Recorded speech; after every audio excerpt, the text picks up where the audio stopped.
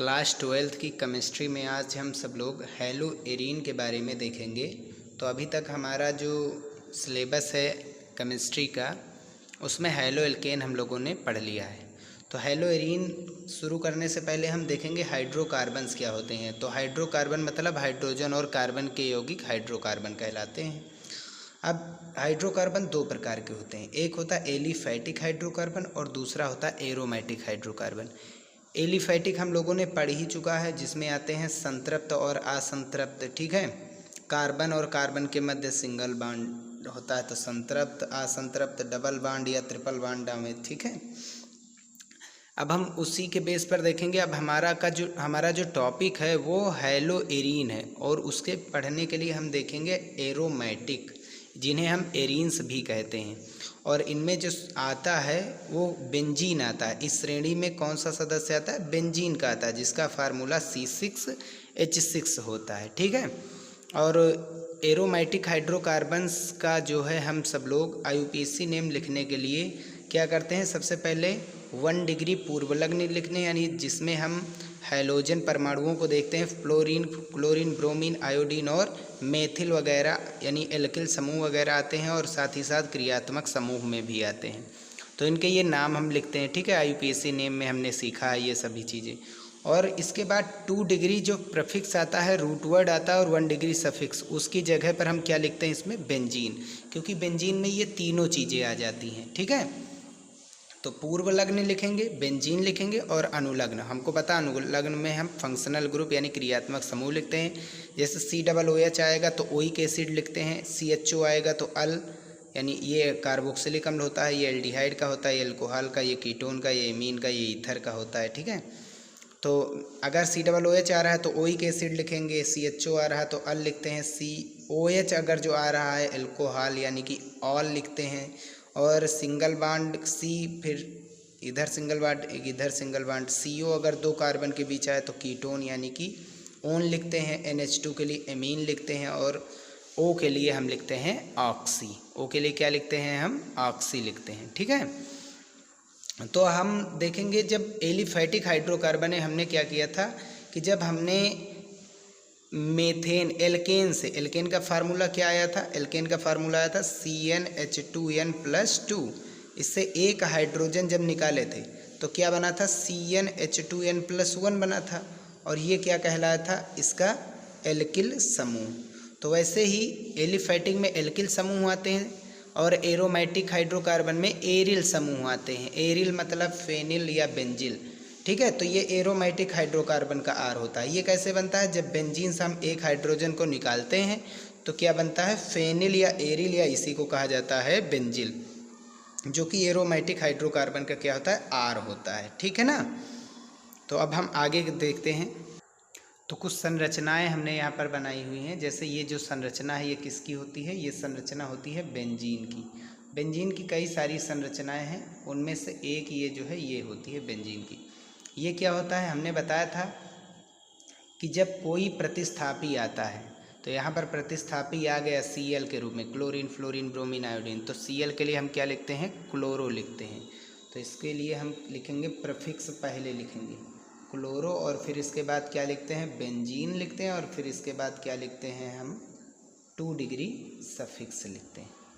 तो इसका नाम क्या हो गया IUPAC नेम? क्लोरोबेंजीन, या फिर बेंजिल क्लोराइड भी इसे कहते हैं, फेनिल क्लोराइड भी इसे कहते हैं। ठीक है ना, जब इसमें से एक हाइड्रोजन निकलेगा तभी कोई परमाणु जुड़ सकता है, ऐसा ही होगा। यहाँ पर जैसे बेंजीन रिंग है, यहाँ पर कितने हाइड्रोजन है? हर एक कार्बन के साथ 6 हाइड्रोजन है। तो यहाँ पर तभी कोई जुड़ सकता है जब इनमें से कोई एक हाइड्रोजन बाहर निकाला जाएगा। तो एक हाइड्रोजन जैसे बाहर निकलेगा वो क्या बन जाता है? फेनिल। तो ये फेनिल क्लोराइड भी हो सकता है। ऐसे ही यहाँ पर हुआ OH आया तो ये हमारा बेंजिल है, बेंजिल में OH के लिए हम लिखते हैं ऑल, तो ये बेंजेनॉल बन गया, और इसका जो नाम है वो फेनिल में ऑल जोड़ने पर फिनाल होता है। और आगे देखते हैं, जैसे ये है, जब बेंजीन रिंग के साथ CH2 जुड़ता है तो उसका नाम बनता है टॉलुइन। क्या बनता है? टॉलुइन बनता है। अगर हम NH2 को जोड़ देते हैं तो बेंजीन में एमीन जुड़ा है तो बेंजेनामीन हो सकता है, और इसका साधारण नाम होता है एनिलीन। ठीक है, और अगर जो बेंजीन से CHO जोड़ देते हैं तो वो बन जाता है बेंजल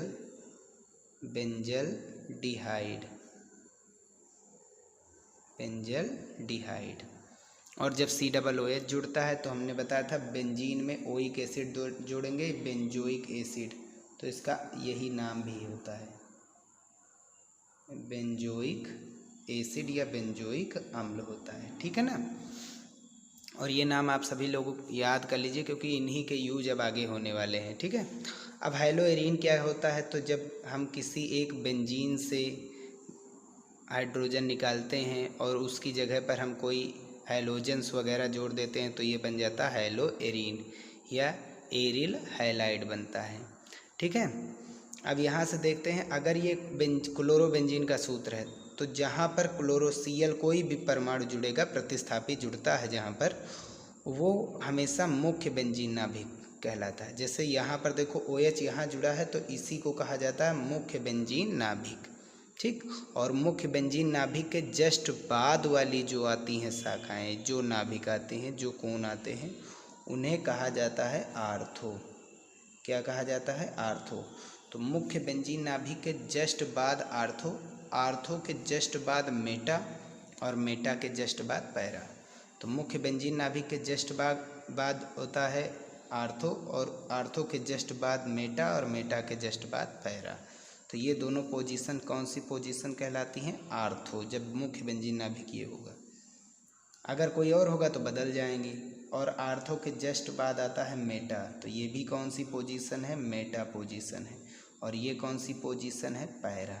इनका यूज कहाँ होने वाला है तो ये हम आगे बताएंगे। ठीक है ना।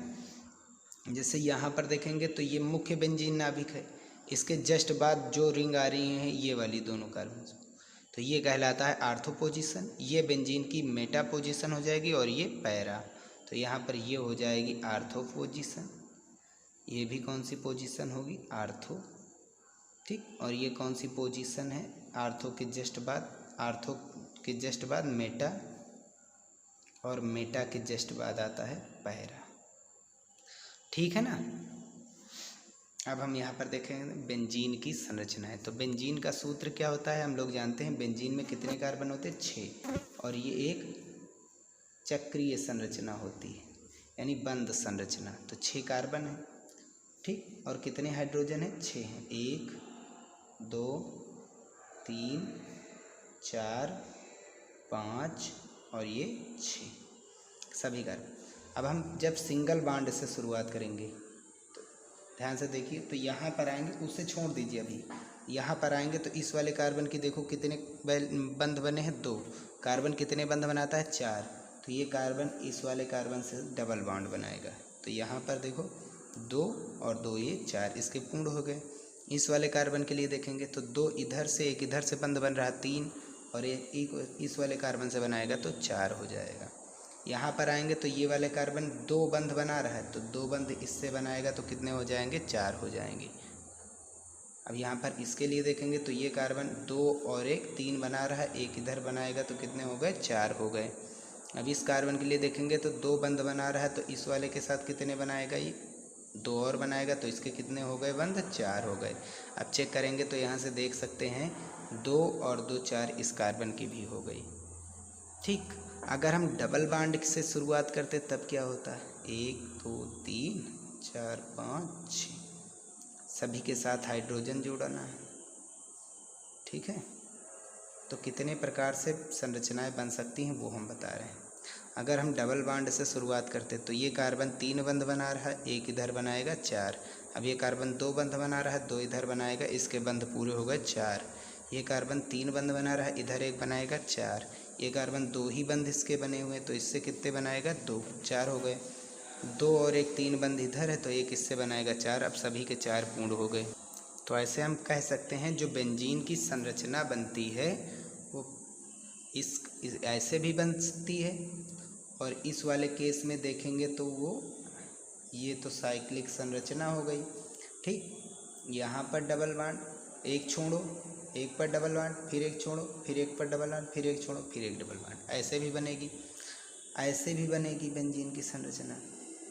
पहले पर डबल बॉन्ड, फिर एक छोड़ो, फिर डबल बॉन्ड, फिर एक छोड़ो, फिर एक डबल बॉन्ड। तो ऐसे भी बन सकती हैं, ऐसे भी बन सकती है। और ध्यान रहे यहाँ से जब तक एक हाइड्रोजन निकलेगा नहीं, कोई निकलेगा नहीं, तब तक कोई यहाँ पर जुड़ नहीं सकता। हाँ, डबल बांड तोड़ने के लिए हम जोड़ सकते हैं, ठीक है ना, क्योंकि ये हमारे असंतृप्त होते हैं और असंतृप्त में आने की गुंजाइश होती है, ठीक है। तो ये बेंजीन की संरचनाएं हो गई, ठीक है। इन्हें केकुले संरचना भी कहते हैं। चलिए आगे देखते हैं।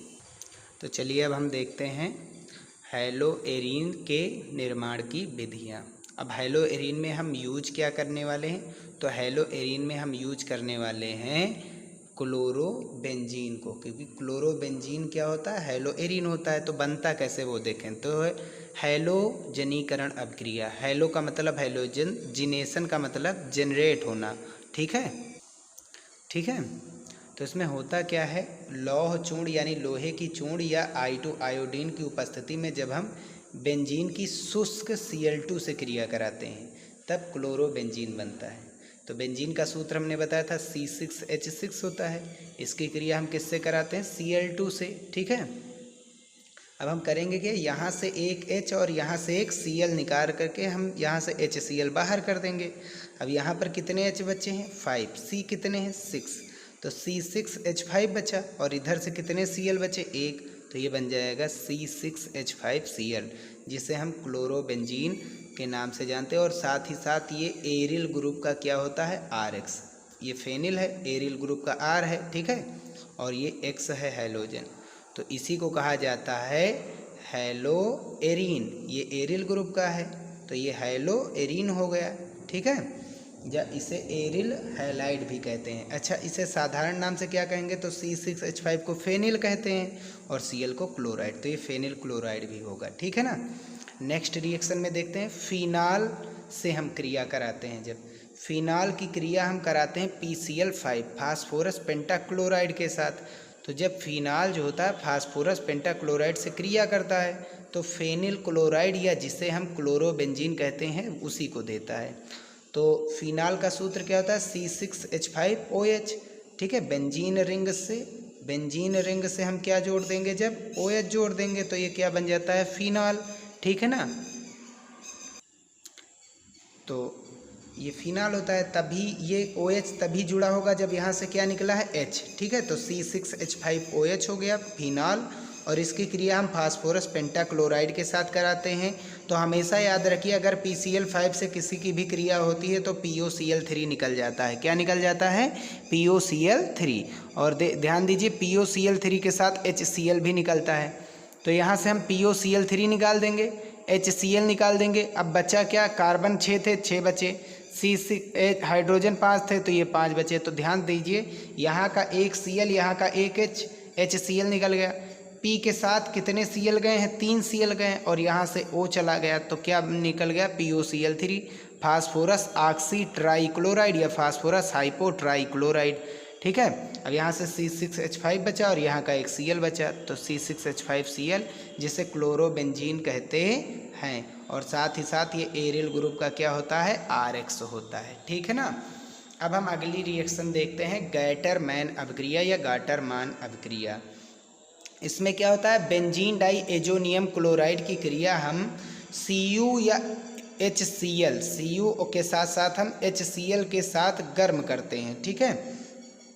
तो बेंजीन डाइएजोनियम क्लोराइड को जब हम Cu व HCl की उपस्थिति में गर्म करते हैं तो क्लोरोबेंजीन बनती है, और यह अभिक्रिया जो होती है वो गैटरमान अभिक्रिया कहलाती है। तो ध्यान दीजिए, इसमें होता क्या है कि जो एजो होता है, एजो सबसे पहली चीज़, एजो का मतलब क्या होता है, एजो का मतलब होता है नाइट्रोजन, ठीक है। तो ये हमारा बन गया बेंजीन, और नाइट्रोजन कितने आए हैं, देखो 2 आए हैं, तो डाई एजोनियम, और ये क्या बन गया, क्लोराइड।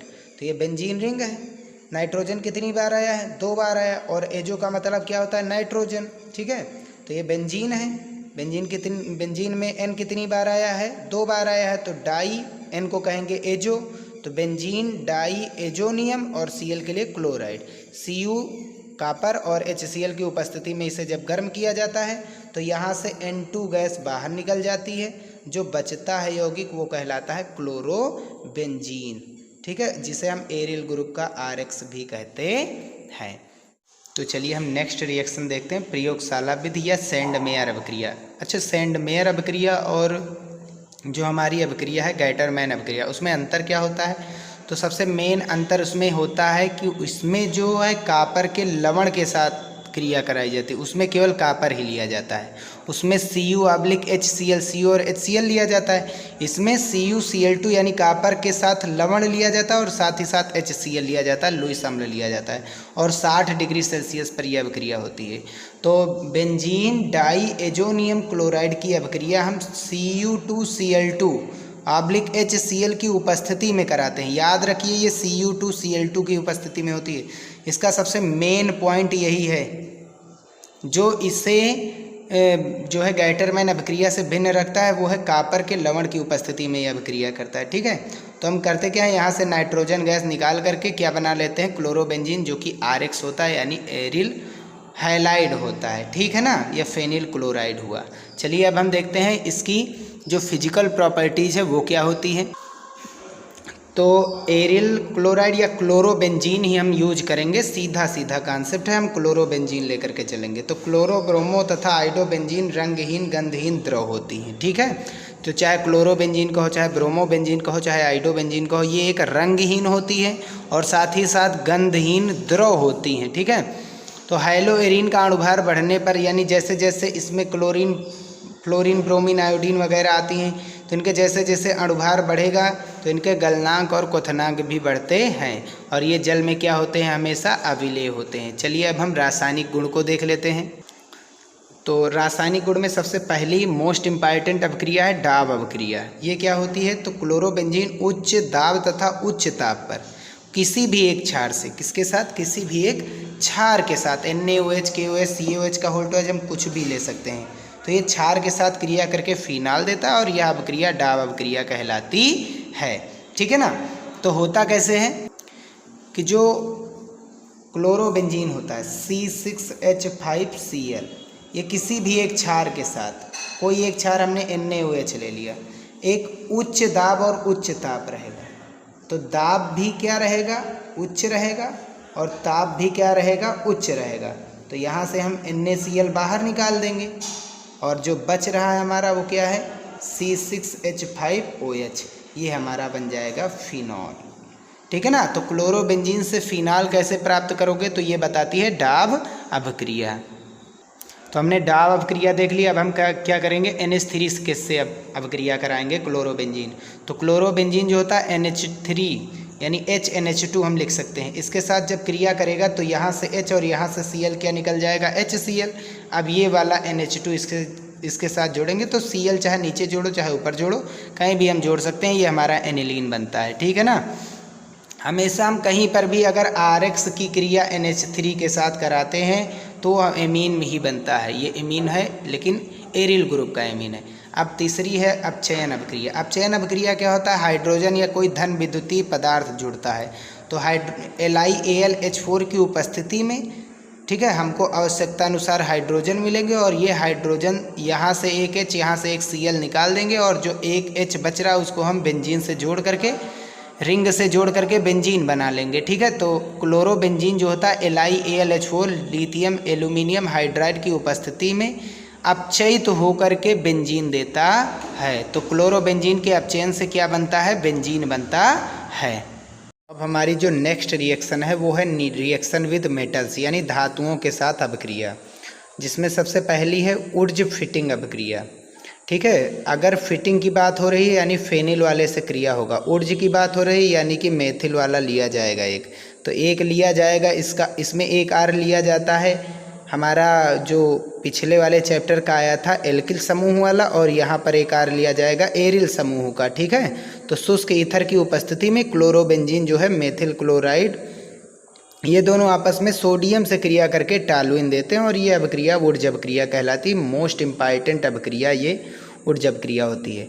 तो क्लोरोबेंजीन का सूत्र C6H5Cl होता है, और मेथिल क्लोराइड हमने बताया था ये एरिल ग्रुप का RX होता है, और ये किसका R होता है, ये मेथिल ग्रुप का, यानी उधर जो हमारा आया था एलिफैटिक हाइड्रोकार्बन। ठीक है, तो ये उसका R होता है। तो यहाँ से हम बदल देंगे क्योंकि दोनों R अलग अलग है, तो R-X कर देंगे। ठीक है, तो करेंगे क्या, यहाँ से हम Cl 2 और यहाँ से 2 Na, तो 2 NaCl हम बाहर निकाल देंगे। बचा क्या, इधर C6H5 बचा और इधर CH3 बच रहा है। तो ये क्या बनेगा, फेनिल, ये मेथेन या मेथिल बेंजीन कहेंगे। ठीक है, तो बेंजीन रिंग के साथ क्या जुड़ गया है, CH3, और इसलिए इसका नाम हम टॉल्यूइन भी बता चुके थे पहले से ही, तो इसका टॉल्यूइन नाम है। ठीक है ना। फिटिंग अभिक्रिया में क्या होता है, इसमें डाइफेनिल बनता है, सीधा सीधा कॉन्सेप्ट। इसमें 2 क्लोरोबेंजीन के 2 मोल अणु लेते हैं और 2 मोल सोडियम के लेते हैं। तो 2 NaCl हम बाहर निकाल देंगे, शुष्क ईथर की उपस्थिति में क्रिया होती है। तो यहाँ का एक फेनिल, यहाँ का एक फेनिल आपस में जुड़ जाएंगे, तो ये बन जाएगा डाइफेनिल। क्या बन जाएगा, डाइफेनिल। और यह अभिक्रिया फिटिंग अभिक्रिया कहलाती है। ऊर्ज अभिक्रिया में क्या होता था कि मेथिल यानी CH3Cl, यहाँ भी CH3Cl, तो यहाँ पर एरिल ग्रुप आ जाने से यानी एक फेनिल ग्रुप आ गया ना, ये फेनिल आ जाने से फिटिंग जुड़ गया। अगर फिटिंग नहीं होती, ऊर्ज होती, तो यहाँ भी RX जो था वहाँ यहाँ भी RX, तो ये ऊर्ज अभिक्रिया कहलाती। ठीक है ना। तो आगे क्या करेंगे हम, यहाँ से देख लेते हैं। इसकी एक सेकंड मेथड ऐसे भी लिख सकते हैं, ये हमारा है क्लोरोबेंजीन, ये भी क्लोरोबेंजीन है। तो यहाँ से Cl और यहाँ से भी हम क्या करते हैं, Cl 2 Na निकाल करके हम 2 NaCl ले लेते हैं इधर बाहर, और इधर फेनिल है, इधर फेनिल है, तो कितने फेनिल ग्रुप आए हैं, 2 आए हैं, तो इसीलिए इसे डाइफेनिल भी कहते हैं। अगली है Mg के साथ अभिक्रिया। अगर हम Mg के साथ इसकी क्रिया कराते क्लोरोबेंजीन की, तो ये बनता है फेनिल मैग्नीशियम क्लोराइड यानी RMgX। तो फेनिल एरिल ग्रुप का R है, RMgX, जिसे हम क्या कहते हैं, ग्रिग्नार्ड अभिकर्मक। तो ये ग्रिग्नार्ड अभिकर्मक देता है। तो Mg से क्रिया कराने पर हम क्लोरोबेंजीन की Mg के साथ अभिक्रिया कराते हैं, तो फिर ग्रिग्नार्ड अभिकर्मक देता है। तो चलिए हम नेक्स्ट रिएक्शन देखते हैं। अगली जो रिएक्शन है वो है नाइट्रीकरण अभिक्रिया। नाइट्रीकरण अभिक्रिया, तो ये कौन सी अभिक्रिया होती है, तो नाइट्रीकरण अभिक्रिया, इसमें होता क्या है कि हम HNO3 के साथ नाइट्रिक अम्ल के साथ क्लोरोबेंजीन की क्रिया कराते हैं। तो क्लोरोबेंजीन बना रहे हैं, बेंजीन रिंग के साथ हम क्या जोड़ देंगे, जब Cl। इसकी क्रिया हम किसके साथ कराते हैं, HNO3 नाइट्रिक अम्ल के साथ कराते हैं। ठीक है, याद रखिए हम क्या कर रहे हैं, यहाँ से एक H बाहर निकाल रहे हैं, यहाँ से एक H बाहर निकाल रहे हैं, यहाँ से एक H बाहर निकाल रहे हैं, और यहाँ पर हम 3 से गुणा करा रहे हैं, एक ही पद में कर रहे हैं। किसकी उपस्थिति में यह अभिक्रिया होती है, H2SO4। तो कंसंट्रेट H2SO4 की उपस्थिति में अभिक्रिया होती है। ठीक है, तो यहाँ से 3H और यहाँ से 3O क्या निकल जाएगा, ये निकल जाएगा यहाँ से 3H2O। ठीक है ना। तो यहाँ 3H यहाँ पर 6H हो गए, तो 3 3 6H और 3O हम बाहर निकाल करके 3H2O बाहर निकाल लेंगे। तो अब जो हमारा परिणामी यौगिक बनेगा, जो बचेगा यौगिक, वो क्या है, यहाँ पर Cl है, यहाँ पर अब देखो बचा क्या, 3 तरह की 9 O थे, 3 निकल गए, कितने O बचे, 6O। नाइट्रोजन कितने बचे हैं, 3, तो 3 नाइट्रोजन है, O 2 है, तो NO2 1 हो गया, दूसरा NO2 हो गया, तीसरा NO2। तो जहाँ से ये 3H निकले हैं वहीं पर हम इन NO2 को जोड़ देंगे। ठीक है ना। नाइट्रीकरण मतलब 3 बार अभिक्रिया हो रही है। ठीक, अगर हम इसका IUPAC नेम लिखने जाएंगे तो इसका जो IUPAC नेम होता है यहाँ से हम नाम देंगे 1 2 3 4 5 6। तो 1 पर क्या लगा है, क्लोरो, प्रतिस्थापी पहले लिखा जाएगा, तो 1 क्लोरो। ठीक है, और साथ ही साथ ये NO2 भी कहाँ कहाँ पर लगे हैं, 2 पर लगे हैं, 4 पर लगे हैं, 6 पर लगे हैं। कितने लोग हैं, 3 लोग हैं, तो ट्राई, और इनको कहते क्या है, नाइट्रो। और ये किसकी रिंग से लगे हुए हैं, बेंजीन की। तो हम इसे ऐसे भी लिख सकते हैं 2, 4, 6, 2, 4, 6 ट्राई नाइट्रो, और ये किसकी संरचना थी, बेंजीन की। तो ये भी हम कह सकते हैं इसका ठीक है, हम ये क्लोरो आगे ना लिख करके यहाँ पर लिख देंगे तो ये क्लोरोबेंजीन बन जाएगा। ठीक है, तो यह अभिक्रिया क्या कहलाती है? नाइट्रीकरण अभिक्रिया कहलाती है। तो चलिए हम नेक्स्ट रिएक्शन देखते हैं। DDT का निर्माण, most important, dichloro diphenyl trichloro ethane. होता क्या है इसमें? हम क्लोरल की क्रिया, क्लोरल का सूत्र क्या होता है? CCl3CHO, यही तो होता है, CCl3CHO। इसको हम कैसे लिखेंगे? कार्बन और कार्बन के बीच सिंगल बॉन्ड है, इस वाले कार्बन से कितने Cl हैं? 3 Cl जुड़े हुए हैं। ठीक है, और यहाँ कार्बन और ऑक्सीजन के मध्य हमको पता ही है डबल बॉन्ड लगता है, और यहाँ पर क्या लगा देंगे? हाइड्रोजन। ठीक है, एल्डिहाइड में कार्बन और ऑक्सीजन के मध्य हमेशा कौन सा बंध लगता है? डबल बॉन्ड लगता है। इसकी क्रिया हम 2 मोल क्लोरोबेंजीन के साथ कराएंगे। तो क्लोरोबेंजीन के कितने मोल अणु ले रहे हैं? 2 मोल अणु ले रहे हैं, एक यहाँ पर और एक जस्ट इसके नीचे। तो 2 मोल हम क्लोरोबेंजीन के अणु ले रहे हैं। यहाँ का जो H हम बाहर किए दे रहे हैं, यहाँ का जो H हम बाहर कर देंगे। ठीक है, और अब हम यहाँ से करेंगे क्या कि यहाँ से 2H और यहाँ का जो एक O है वो हम बाहर निकाल लेंगे। तो 2H एक O बाहर निकल करके क्या निकलता है? ये H2O किसकी उपस्थिति में अभिक्रिया होती है? कंसंट्रेट H2SO4 की उपस्थिति में, सांद्र H2SO4 सल्फ्यूरिक अम्ल की उपस्थिति में। तो जो हमारा यौगिक बच रहा है वो क्या है? तो बेंजीन, क्लोरोबेंजीन है ये, यहाँ से एक बंध है, यहाँ की क्लोरोबेंजीन है, ये इसका एक बंध बाहर बच रहा है ना, हाइड्रोजन गया है। अब ये इस यहाँ से हाइड्रोजन गया तो यहाँ का एक बंध खाली हुआ, यहाँ से हाइड्रोजन गया और यहाँ का एक बंध खाली हुआ, तो ये एक बंध इसको देगा, ये एक बंध इसको देगा, दोनों आपस में क्या हो जाएंगे? संतुलित हो जाएंगे। ठीक है, तो ये यहाँ से कार्बन ऐसे जुड़ जाएगा, और यहाँ पर क्या जुड़ा हुआ है? नीचे H, और इधर क्या है? C, और इस C के साथ कितने Cl जुड़े हैं? 3 Cl जुड़े हुए हैं। तो देखेंगे अगर जब हम एक Cl है ना, तो अगर हम देखेंगे तो ये क्या बना हमारा यहाँ पर जो ये आया है बेंजीन, क्लोरोबेंजीन, ये कितनी बार आया है? ये आया 2 बार, और क्लोरीन भी कितनी बार आया है? 2 बार। तो क्लोरीन 2 बार है तो इसे लिख सकते हैं डाइक्लोरो, और ये बेंजीन रिंग है, इसको कहेंगे डाइफेनिल, अलग अलग नाम लिख रहे हैं, तो वो डाइक्लोरो और ये हो गया डाइफेनिल। और क्लोरीन कितनी बार आए हैं? 3 बार, तो ट्राइक्लोरो, ट्राइक्लोरो। और कितने कार्बन है? 2 कार्बन के लिए एथ लिखते हैं, इनमें सिंगल बॉन्ड कार्बन कार्बन के बीच है तो एन, तो ये बन गया डाइक्लोरो डाइफेनिल ट्राइक्लोरो एथेन, जिसे हम DDT कहते हैं। इसका उपयोग क्या होता है? तो इसका उपयोग हम क्या करते हैं? उर्वरक बनाने में, उर्वरक बनाने में। ठीक है, बहुत ही खतरनाक चीज़ होती है ये, यूजेज इसका है। ठीक है, और जो सेकंड इसका उपयोग है वो है विस्फोटक पदार्थ बनाने में। कौन से पदार्थ? विस्फोटक पदार्थ बनाने में। ठीक है, तो ये 2 इसके उपयोग हो गए। ये क्या लिया गया था? यहाँ पर क्लोरल लिया गया था। ठीक है, ट्राइक्लोरो, ये है हमारा 2 कार्बन के लिए एसिटल्डिहाइड, और ये क्या है? क्लोरोबेंजीन। तो स्टेटमेंट क्या लिखेंगे? तो क्लोरोबेंजीन के 2 मोल अणुओं से क्रिया करके DDT का निर्माण करता है, और यह अभिक्रिया सांद्र H2SO4 की उपस्थिति में पूर्ण होती है।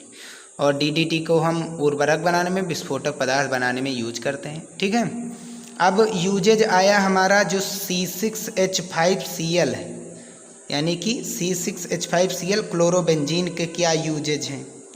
तो सबसे पहला यही है DDT बनाने में, और जो दूसरा है वो है टॉलुइन बनाने में, तीसरा बेंजीन बनाने में, अन्य कार्बनिक यौगिक बनाने में।